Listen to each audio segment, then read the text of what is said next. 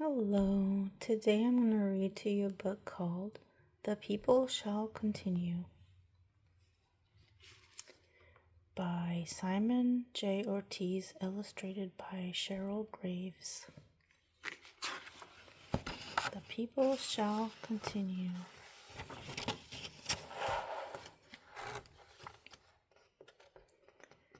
Many years ago, all things came to be. The stars, rocks, plants, rivers, animals, mountains, sun, moon, birds, all things, and the people were born. Some say from the ocean, some say from a hollow log, some say from an opening in the ground, some say from the mountains. And the people came to live in the northern mountains and on the plains and the western hills and on the sea coast, in the southern deserts and in the canyons, in the eastern woodlands and on the Piedmonts. Some people fished, others were hunters.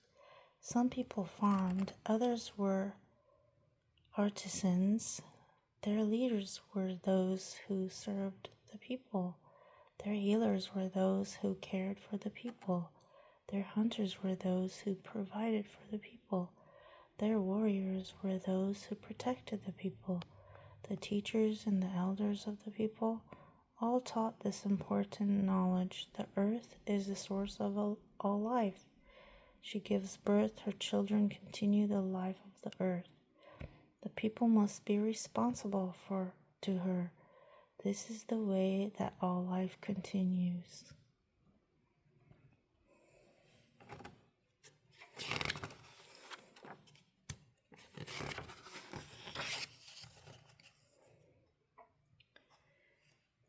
The people of the many nations visited each other's lands. The people from the north brought elk meat. The people from the west gave them fish.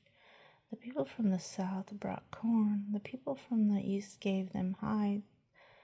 When there were arguments, their leaders would say, "Let us respect each other. We will bring you corn and baskets. You will bring us meat and flint knives. That way we will live a peaceful life. We must respect each other and the animals, the plants, the land, the universe. We have much to learn from all the nations."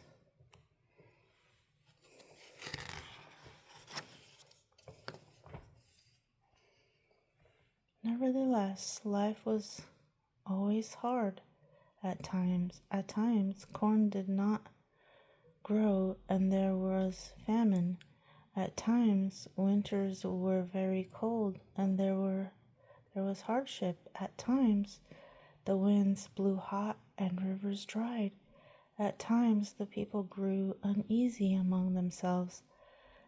The learned men and women talked with each other about what to do for their people, but it was always hard. They had to have great patience, and they told their people, "We should not ever take anything for granted. In order for our life to continue, we must struggle very hard for it."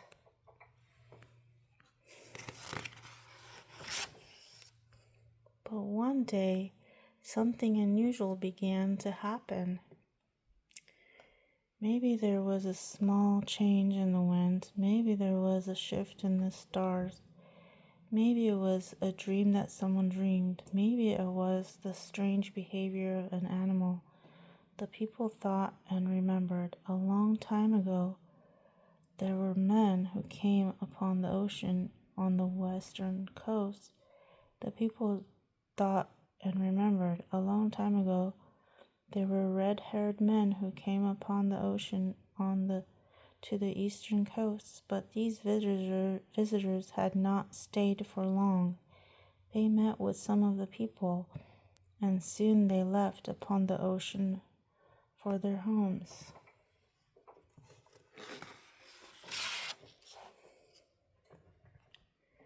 But now the people began to hear fearful stories. Strange men had arrived on the shores of the south. Spanish, these men called themselves. They came seeking treasures and slaves. These men caused destruction among the people. The nations of the south were burned by heedless and forceful men.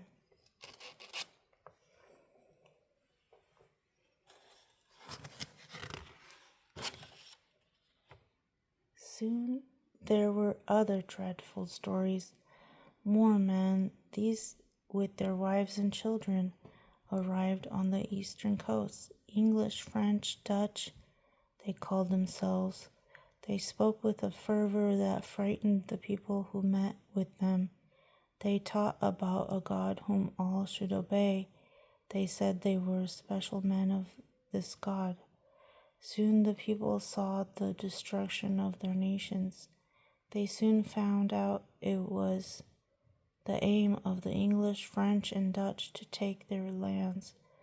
The rich and powerful of these men formed an American government. They wanted the land because it was fertile with forests and farmland and wealthy with precious minerals, and they wanted the people to serve them as slaves.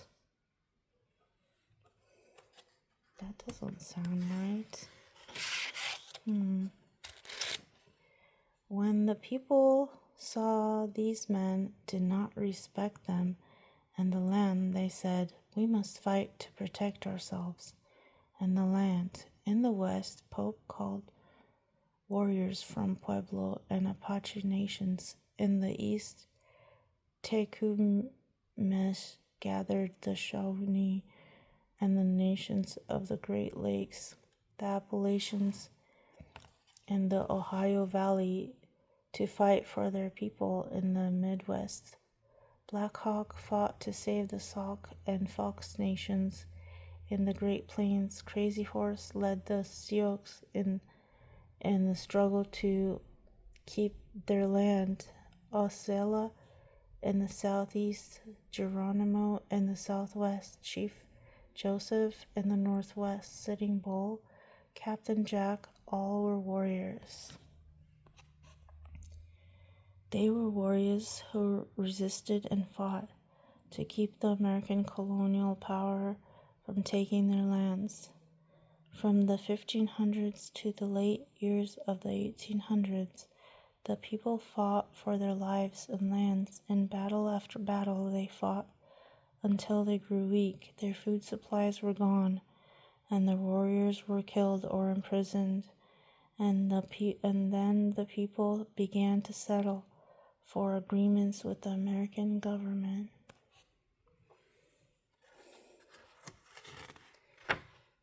Well, they were all very brave warriors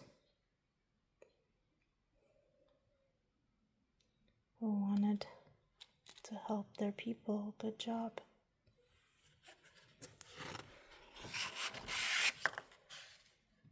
The leaders of the people agreed to treaties. The people said they would stop their armed fight.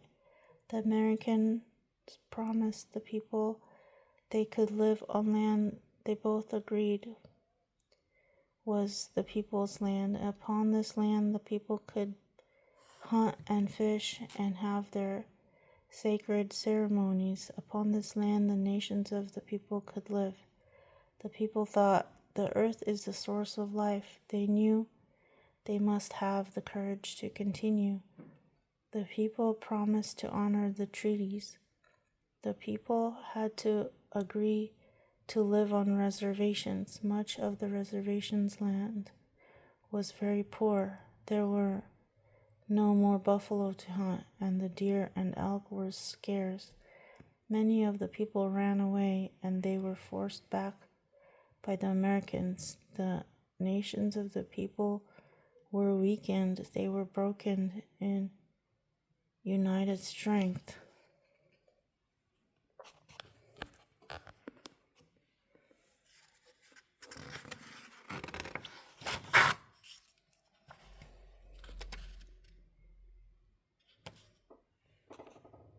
Soon more Americans came. They were gold miners, railroad men, outlaws, missionaries, ranchers. They wanted the rest of the land the people had. Treaties were broken by them, and the reservations grew even smaller. The Americans sent government agents. They told the people they could not live the way they had before. The missionaries asked the government to put a stop to the sacred ceremonies, the dances, and the songs of the people. The government agents gathered the children. They took the children to boarding schools far from their homes and families. The children from the west were taken to the east. The children from the east were taken to the west. The people's children were scattered like leaves from a tree at schools far from home.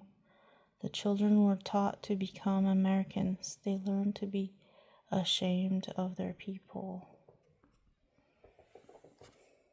That's not good. They need to be proud from where they came from.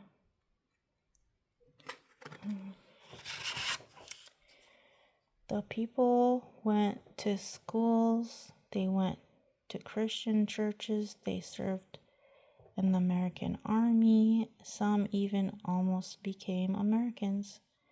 But they were still the people. They farmed and raised livestock. They made and sold crafts for a living. Nevertheless, the people were very poor. There were no jobs on the reservations, even though they didn't want to. Many of the people had to leave. They were moved by the government into the cities across America: Oakland, Cleveland, Chicago, Dallas, Denver, Phoenix, Los Angeles. They worked in factories, on railroads, in businesses, even for the government. Often they were discouraged and their families suffered in the cities. They struggled hard for their lives.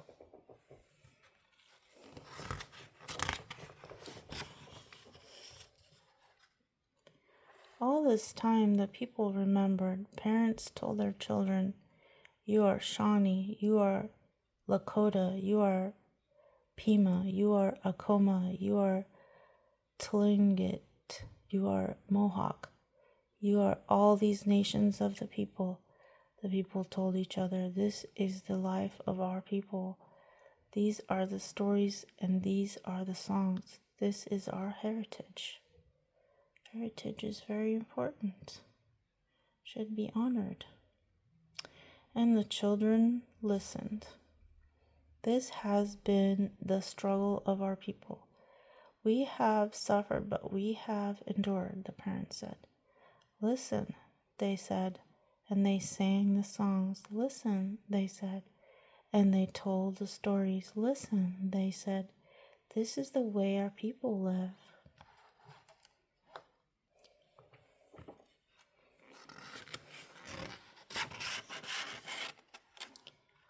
All across America, the nations of the people were talking. The Cheyenne in the cities, and the Navajos in the country, the Seminoles in Los Angeles, and the Cherokees in Oklahoma, the Chippewa in Red Lake, and the Sioux in Denver. Everywhere the people on the reservations, in small towns and the large cities, they were talking and they were listening. They were listening to the words of the elder people who were speaking. "This is the life that includes you. This is the land that is yours. All these things that were pushed away from us and broken by the American powers and government, they are alive and we must keep them alive. All these things will help us to continue." Once again, the people realized what was happening to the land. They realized it was the powerful forces of the rich and the government that made the people suffer.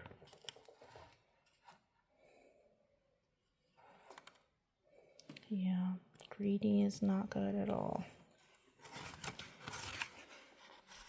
And to be caring and share with other people. The people looked around them and they saw Black people, Latino people, Asian people, many white people, and others who were kept poor by American wealth and power. The people saw that these people who were not rich and powerful shared a common life with them.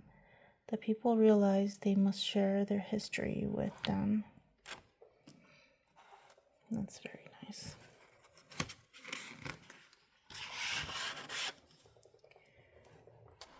We shall tell you of our struggles, they said. We are all the people of this land. We were created out of the forces of earth and sky, the stars and water. We must make sure that the balance of the earth be kept. There is no other way. We must struggle for our lives. We must take great care of each other. We must share our concern with each other. Nothing is separate from us. We are all one body of people. We must struggle to share our human lives with each other. We must fight against those forces which take our humanity from us. We must ensure that life continues. We must be responsible to that life with that humanity and the strength which comes from our shared responsibility for this life. The people shall continue.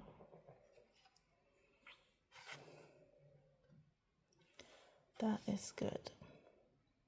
Being caring and sharing and responsible and loving each other definitely helps the people to continue.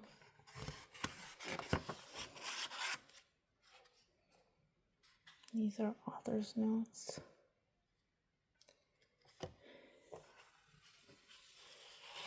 Alright, that's the end of this story. Thank you for listening. Have a great day and take care of the ones you love. And be good and responsible citizens.